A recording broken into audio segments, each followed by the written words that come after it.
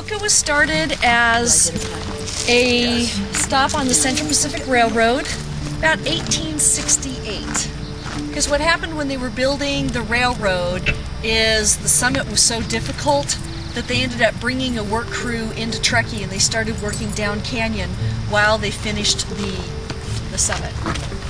And you know, obviously you have this great river that comes into the other river, which is the Little Truckee River, so it's a nice confluence for a lot of activities.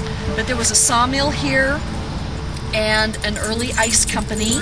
Every drainage had an ice operation at it, where they would, you know, create a little dam, flood it, and then get ice harvests over the course of the winter. And the school was here for a while. There was, you know, a couple of small buildings. The school teacher lived here, because down canyon were some other little small communities, and the kids would come here for school. Up at the top of this little hill is a small cemetery, and I've never been able to find a single map because it was a company town. It wasn't any sort of a county cemetery or anything like that, and so we have no idea how big it is or how many people are buried there. There's a few marble headstones, but I think most of the headstones were wood, because we have found pieces of wood that look like kind of part of a wood headstone. And there's little bits and pieces of, you know, fencing. Most of the bodies are children, which is, you know, fairly typical for that time period. Life was pretty rough. So that's why I was thinking it would be a great opportunity to just see what happens with the survey and see what the dogs come up with. I said we have no idea how big it is or how many people are buried there. Okay.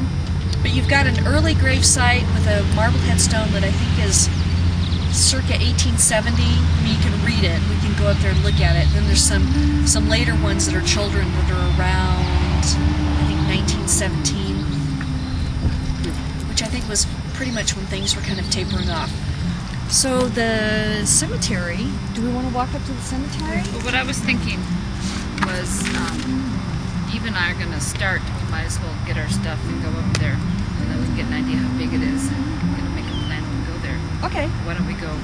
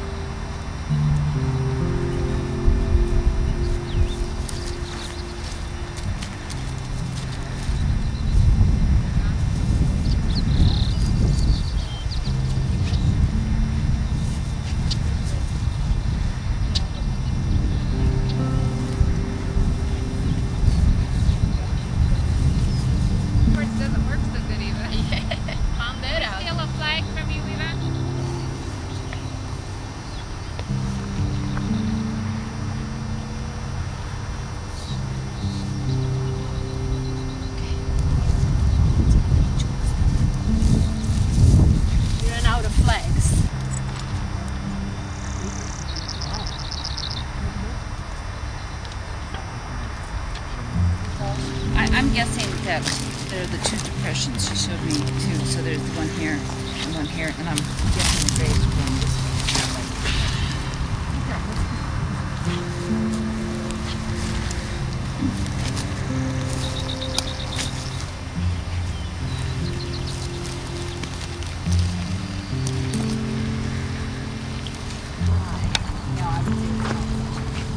Swampy areas, everything makes methane gas, pretty much. Show me. Right, yeah, whatever your name is. Well, that one's safe. I know.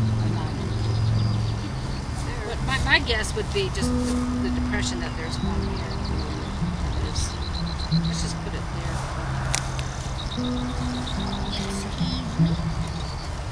Yeah, it's just okay. It's just one.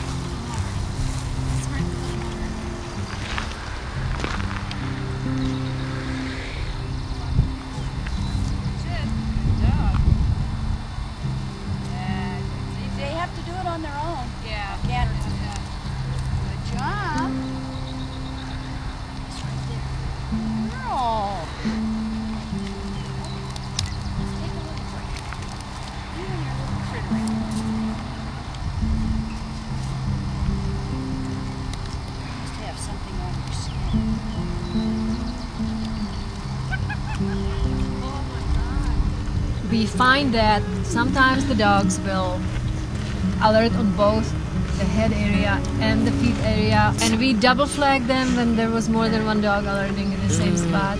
Oh, I wasn't double flagging. Yeah, we weren't doing well, that. I was doing that with the LG, actually, just to see. What we tried to do all the known graves just to confirm, yep, there's something there, and there's some things that kind of wooden structures that look like there should be a grave, and we've tried to confirm those. And I think when we count, we should say like known graves.